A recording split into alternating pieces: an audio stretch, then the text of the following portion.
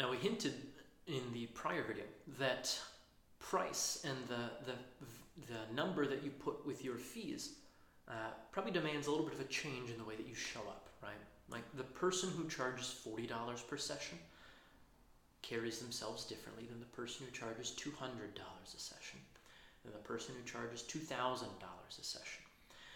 And inevitably, what I see in folks in kind of the helping professions and service industry, whether they're, again, coaches, trainers, teachers, whatever, the people who make their living by helping other people, they devalue themselves. They have a really difficult time embracing the fullness of what they have to offer. And so what that means in a nutshell is like they have a really easy time like identifying all of the ways that they don't measure up. It's like all of their deficiencies. They're really good with those. They think about those all the time. What they don't think about all the time is how much they have going for them already, is how resourceful they are, how much good stuff they have going on within them. So I want to offer a little exercise that we work through in the Trust the Flex program that helps us kind of marshal our resources a little more effectively. And what you'll need to do is grab a piece of paper and something to write with. Again, always, this is so much easier and more effective when you write it out by hand than type it. This is nothing. This is something. And there's, all sorts of reasons why, but another story for another day. So, when you've got this piece of paper in front of you and something to write with, what I'd like you to do is think about 3 people that you most admire. And these people could be living, they could be dead, they could be people you know, or just, heroes out in the culture. They could even be, real people or fictional characters too, right? So just think of 3 people you most admire.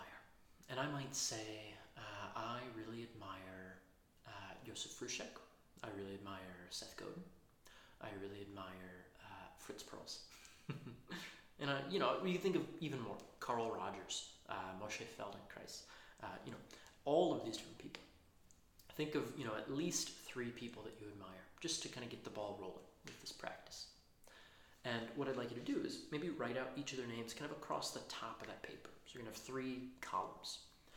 And I guess your columns will be going this way, whatever.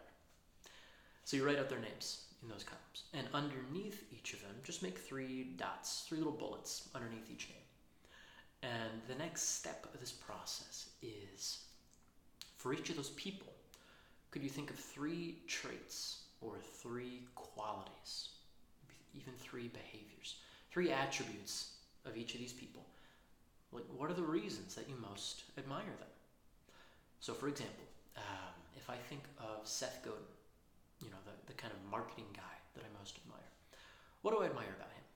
Well, he is generous, he's a really big picture thinker, and he's kind of quirky. And those are just the 3 things that I like about the guy most. When I think about maybe Josef Frušek from Fighting Monkey, Josef is brilliant and so rooted within himself and very humble too. Those are the 3 qualities that I most admire in him. When I think about, Fritz Perls, for example, founder of Gestalt psychotherapy, he was a bit wily. He was really intelligent, and he was very committed to growth, his own and that of his clients as well, his patients. So, for each of those 3 people you have written out, what are 3 attributes or 3 qualities to each of those people that you most admire? And what we're going to do now is we're going to take a moment and we're going to explore the kind of psychological principle of projection. And what that means is that the things we see and click with, for better or for worse, in other people, like the things that cause some sort of emotional response within us, probably reflect a little something of us as well. So what I'd like you to maybe play with is just try each of these on for size. It's like, try it on, see how it fits, see how it feels, and then maybe you take it off and set it aside. So what that might look like in practice is you say out loud for each of those traits, I am ... and then listen, sense, be aware of what comes up for you when you say it. So if I look at those attributes for Seth Godin, I might say out loud, I am generous. I am generous. Yeah, okay, that kind of clicks. That feels pretty true. I am quirky. I mean, I've got a mustache, right? So yeah, that feels pretty good. I am, what was the other one? A big picture thinker. I think so. Yeah, that feels pretty good too. I mean, we're talking about embodiment and marketing, and so, yeah, that clicks. That feels pretty good. Okay. Maybe I hadn't thought about myself that way before, but what I'd like to offer is that some of these things you say out loud are going to feel very, very in line with the image you have of yourself. Other of the things that you say out loud are going to be a little, I'm rooted in myself. Ooh, I don't know. I'm confident. Maybe you don't think of yourself that way.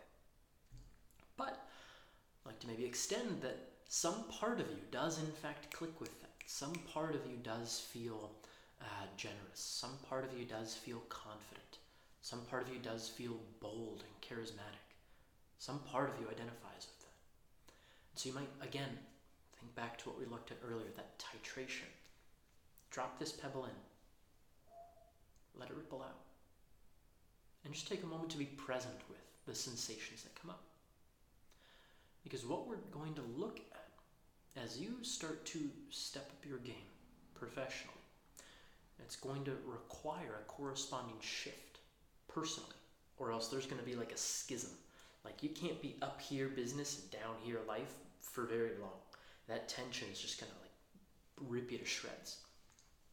So what this is maybe the beginning practice of is helping you embody and reconnect with the best of yourself so that you can in fact show up for your clients the way that you need to in order to charge what you want to charge.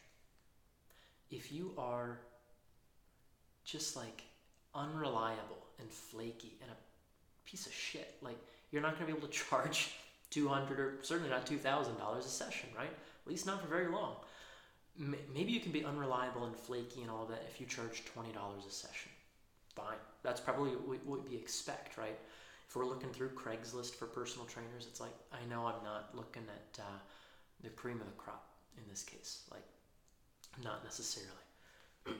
So what we're doing here is helping you get a little better acquainted with these parts of yourself that are already good, that are already like, you've got a lot going for you. So we want to help you get a little more comfortable owning the fact that you've got a lot going for you, that you can in fact show up at a level that would help you charge what your work is worth.